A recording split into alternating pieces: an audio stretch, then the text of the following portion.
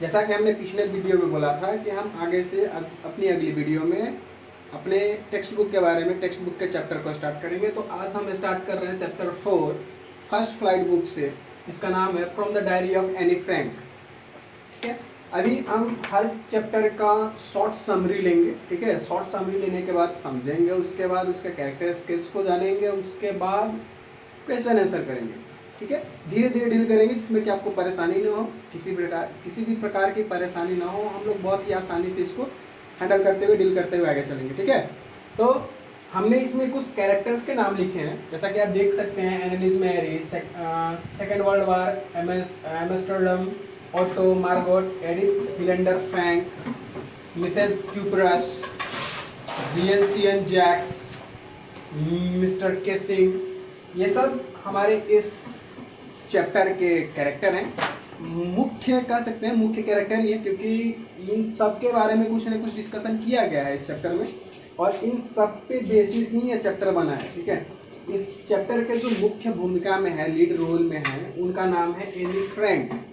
यह कहानी उस समय की है जब यहूदियों और नाजियों के बीच में युद्ध चल रहा था। मतलब कि सेकेंड वर्ल्ड वार का युद्ध के समय का है, ये सेकेंड वर्ल्ड वार के समय का है, जब जर्मन ऑक्यूपाई कर रहा था नीदरलैंड पर। मतलब नीदरलैंड पे पूरी तरह से कब्जा कर लिया था जर्मन ने, उस समय की बात है।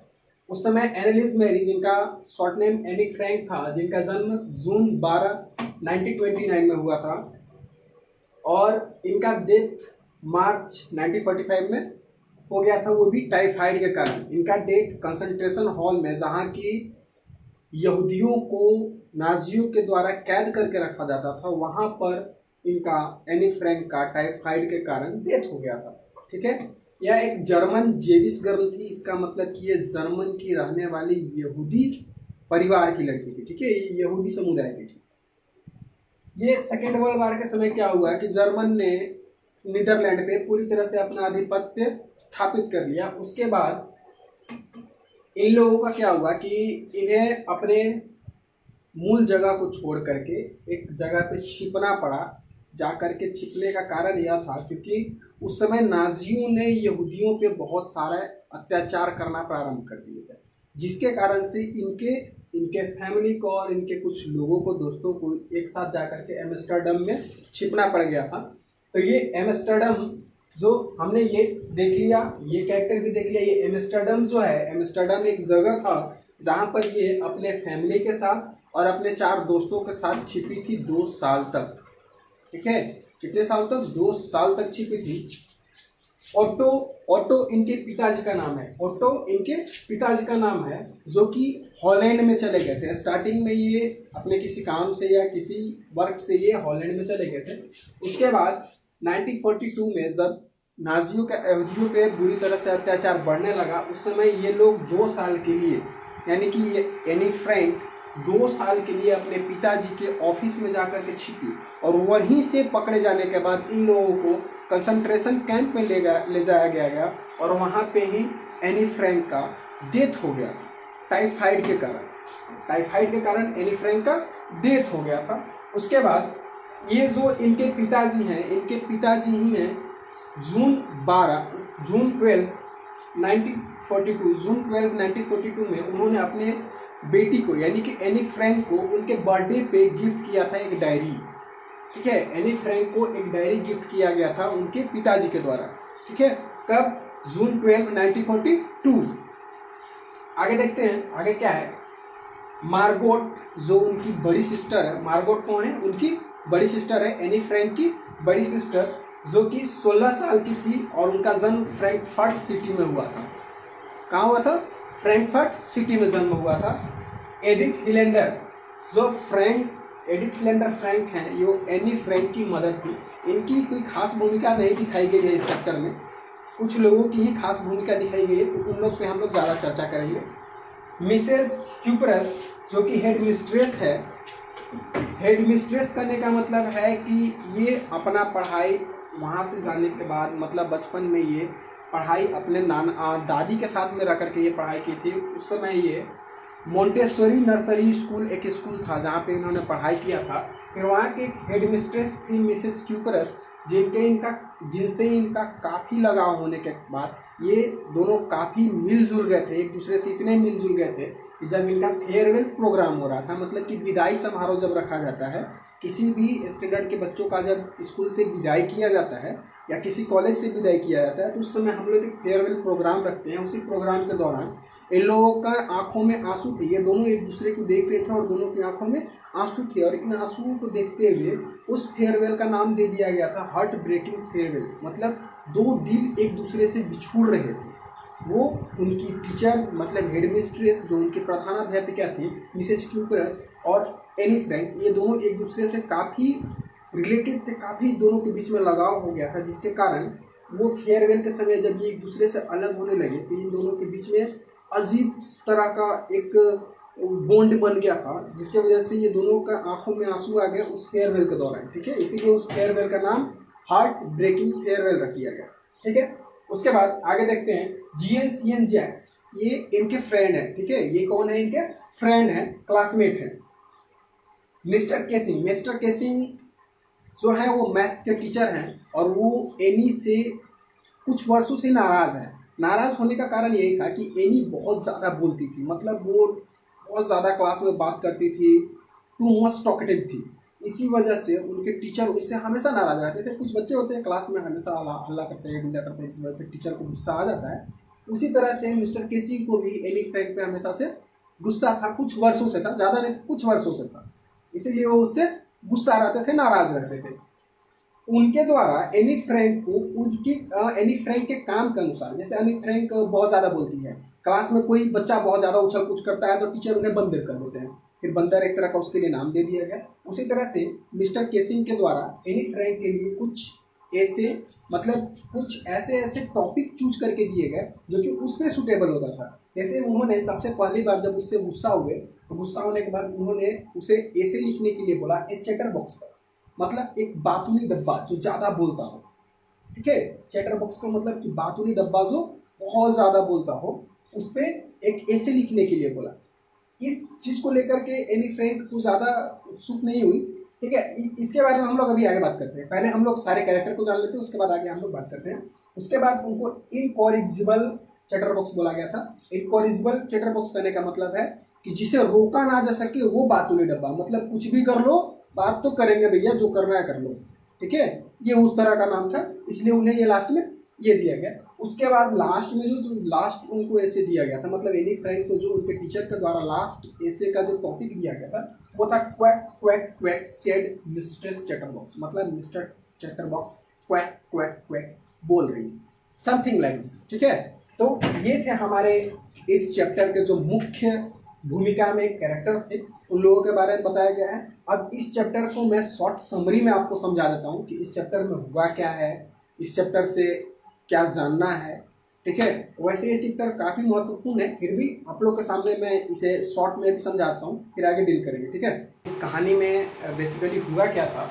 इस कहानी में ये है कि जब नाजियों का यहूदियों पर अत्याचार बढ़ने लगा तो एनी फ्रैंक जो हमारे मुख्य भूमिका में है, वो और उनका फैमिली एक बहुत ही सुरक्षित जगह पे, मतलब वो अपने पिताजी के द्वारा बनाए गए ऑफिस में उनके पूरे परिवार ने शरण लिया। उनके साथ 30 और लोग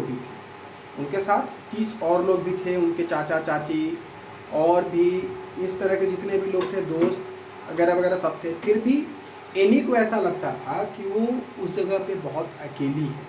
एनी को ऐसा महसूस होता था कि वो उस जगह पे बहुत अकेली है।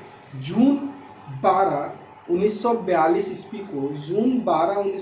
ईस्वी को उसके पिताजी के द्वारा उसके बर्थडे पे उसे एक डायरी गिफ्ट किया गया। ठीक है, जून 12, 1942 को उसके पिताजी ने उसे एक डायरी गिफ्ट किया और जुलाई 1942 में उन सबको छिपना पड़ा क्योंकि नाजियों का जो अत्याचार बढ़ गया था उस वजह से।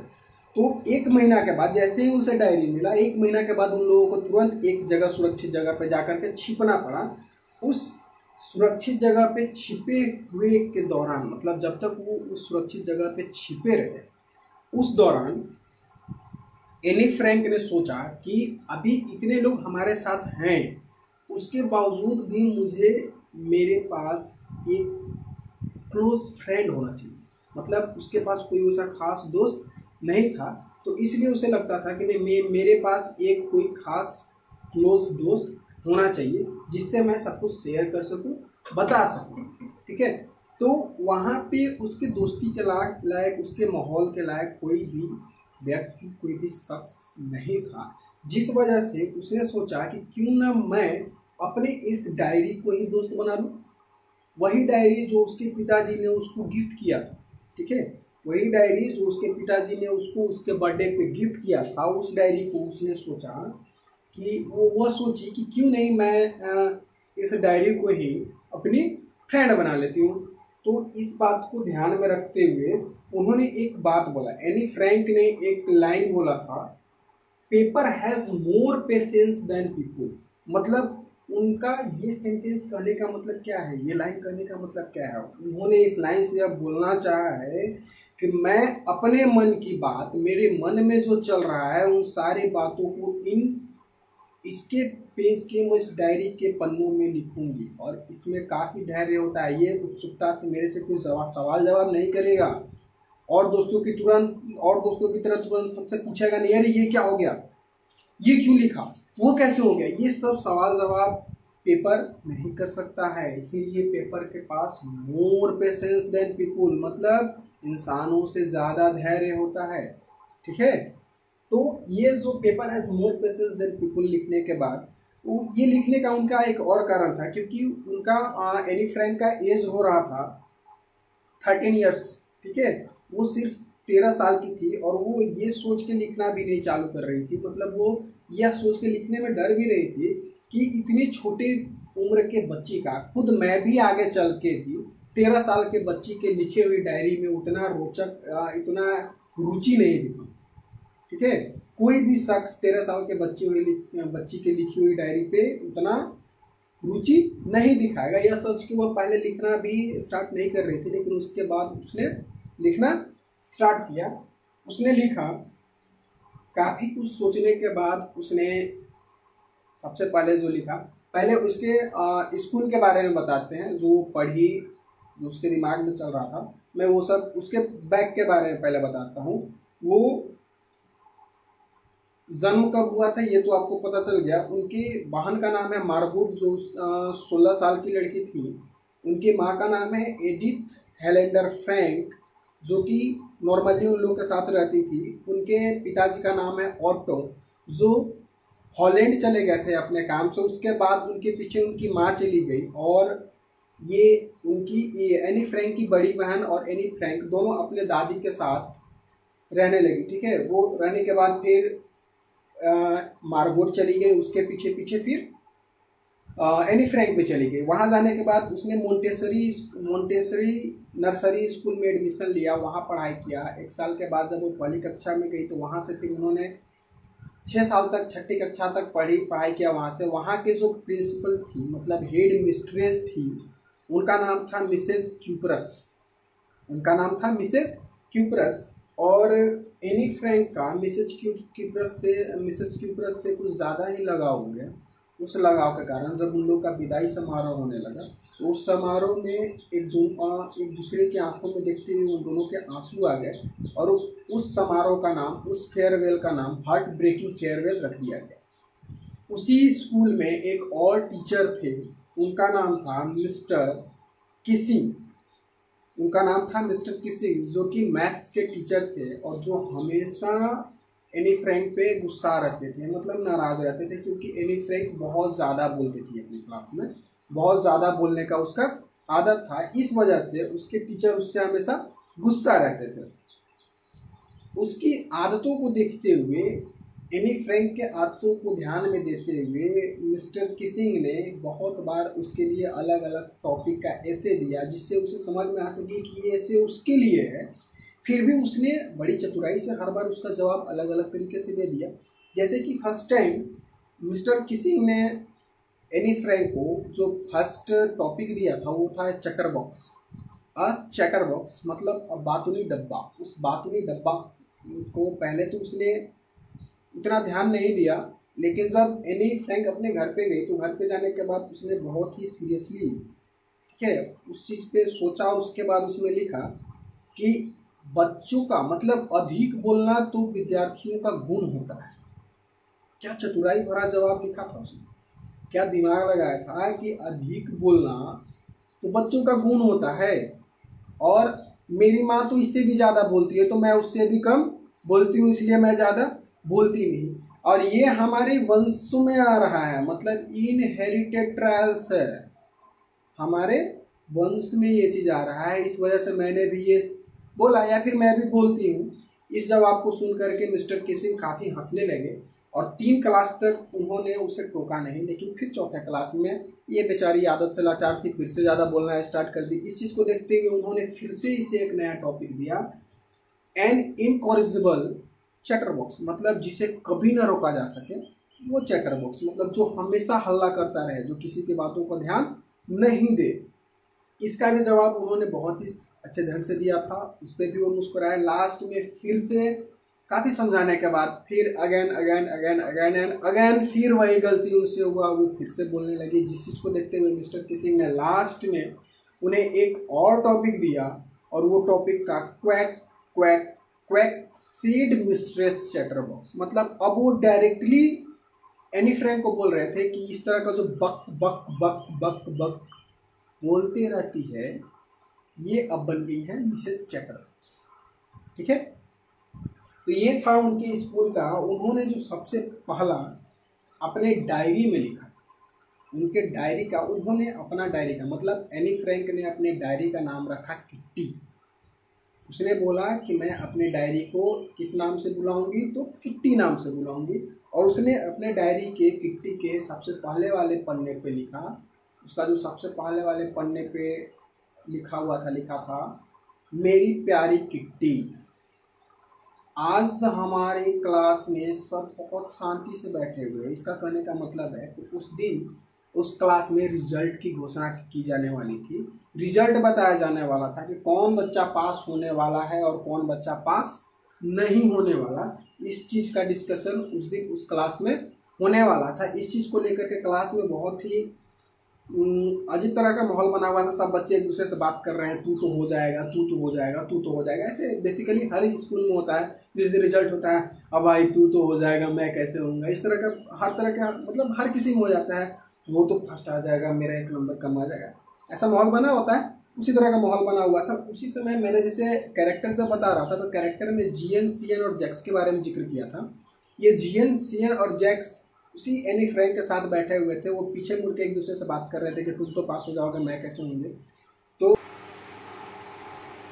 उस दिन के रिजल्ट को लेकर के बच्चों के बीच में जो माहौल बना हुआ था, वो एक दूसरे से यही बात कर रहे थे कि पता नहीं क्या होगा, कौन पास होगा, क्या होगा। उसी बीच एनी फ्रैंक ने एक बात बोला था कि teachers are the most unpredictable creatures on the earth. सही भी है, अनुमान नहीं लगाया जा सकता है ना। उसके हिसाब से अध्यापक एक ऐसे प्राणी है इस संसार में जिनके बारे में कुछ भी अनुमान लगाना संभव नहीं है।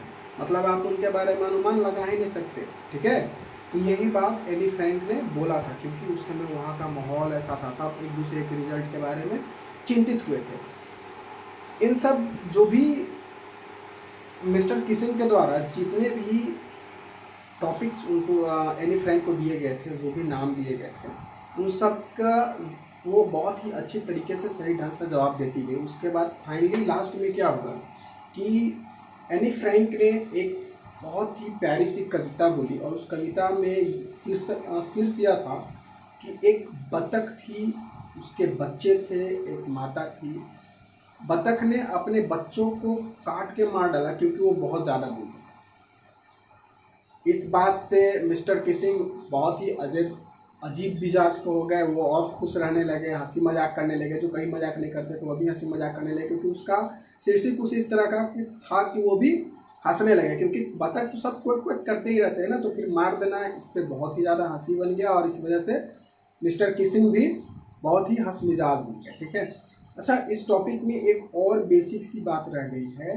उनकी जो दादी थी, उनका तबीयत 1941 में 1941 में उसकी दादी का तबीयत खराब हो जाने के कारण उस साल इनका बर्थडे सेलिब्रेशन नहीं हो पाया था। और अगेन नेक्स्ट ईयर 1942 में जनवरी में उनकी दादी का निधन हो गया। ठीक है। उस साल इनका बर्थडे मनाया गया, लेकिन उतनी खुशी के साथ नहीं, बहुत ही कम खुशी के साथ। ठीक है, तो यही था हमारे चैप्टर में बेसिकली जो भी था, इतना ही था इस चैप्टर में। अब इस चैप्टर के बारे में आगे का जो नोट्स होगा मैं आप लोगों को प्रोवाइड करा दूंगा, उसका लिंक दे दूंगा। ठीक है।